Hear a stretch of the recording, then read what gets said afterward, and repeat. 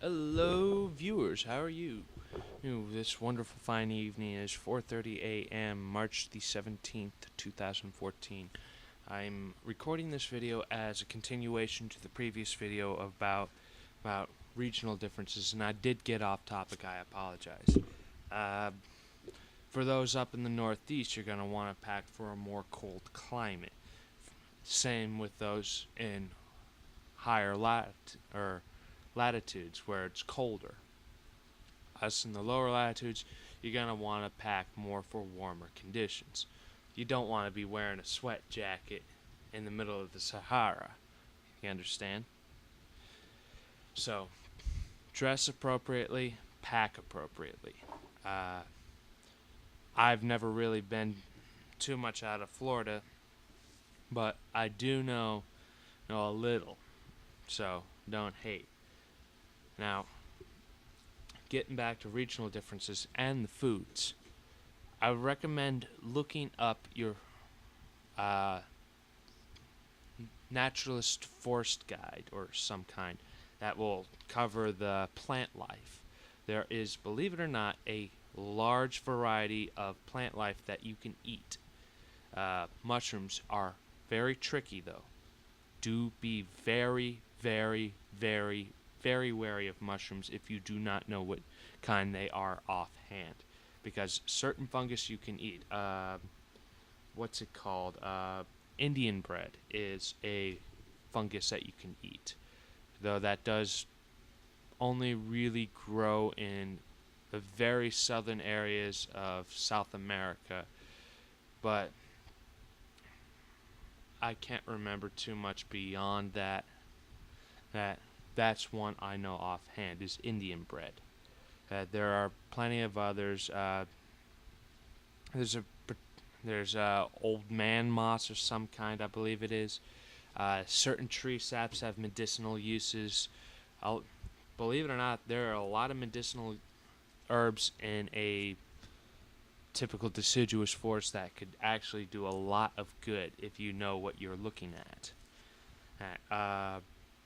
Same with your different regions. There are different medicinal herbs that can be found more specifically in certain regions than in others. Florida's a bit of a pain in the ass because it's mostly scrub oak and cypress, which really kind of sucks. But if you know what you have, and you know what you're looking at, and you know you can eat it, go for it. Just be careful, not to because there are some types of mushrooms and fungus. What was it? Something to do with beef. Red beef fungus mushroom, something like that. That grows on the side of dead logs, I think. Don't quote me on this. Look it up before something happens. Believe me, I do not want to be giving out false information. But the name of the fungus has to do with beef. Beefsteak mushroom or fungus, something like that. I need to track it down and learn your funguses because they're really good for you if you know what ones can be good for you. Others can kill you. I am not even joking. They can kill you. Really. Just make sure you're not. If you're looking for something to eat and you're kind of hungry and need something to eat while on the run, I recommend getting something that doesn't grow off of cow patties. You can eat those, but yeah. For all you who know what I'm talking about, props to you. I wouldn't mind trying it once in a lifetime myself, but yeah. Not sure I'm that eager just yet, because we're talking about something that's grown off of cow crap. Yeah.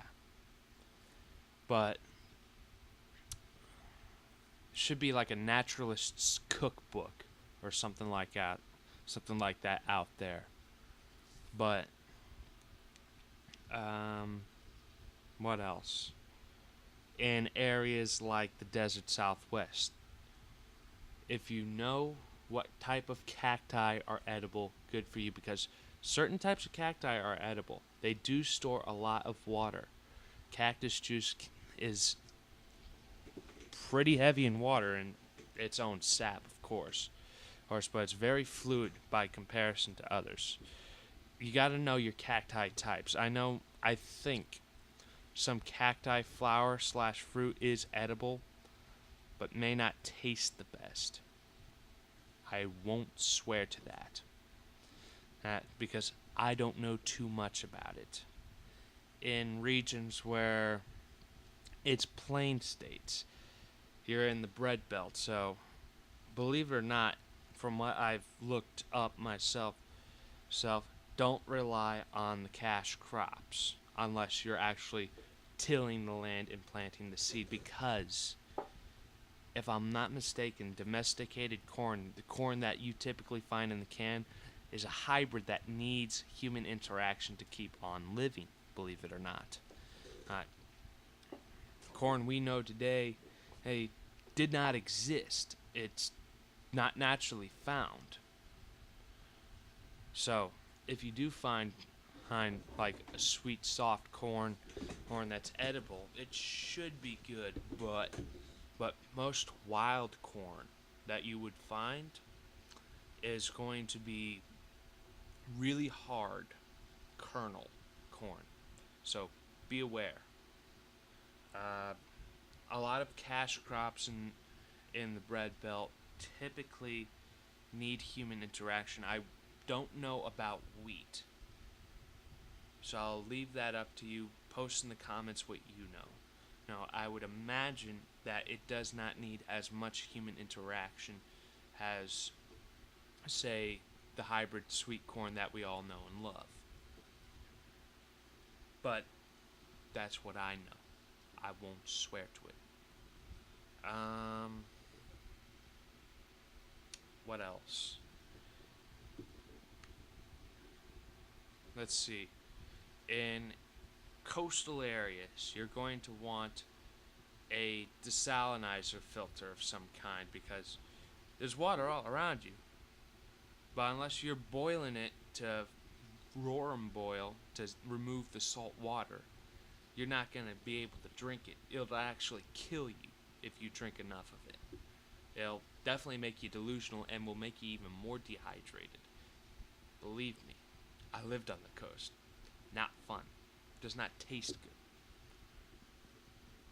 But what else? What else should I mention? I've basically gone over firearms. I mean, that's in the last video I just covered my preferences. I know 9mm is common, so if you're gonna be using that, good for you. What else? The biggest round I would recommend is a Mosin, or biggest round using rifle would be a Mosin. Nothing really bigger than that, because Mosins are cheap and all. I'm not sure about the ammunition. With me, if you're going to pick a gun, pick one that's got common ammo and that's easy to maintain, or something that is very reliable. That's why I say Mosin. Shotgun's good. I know a lot of people are starting to get into the ARs. I would recommend against semi-automatic but I would not recommend anything full auto unless you're like in a giant horde. So for right now, that's just my thoughts. I'll see you next time, viewers. Subscribe.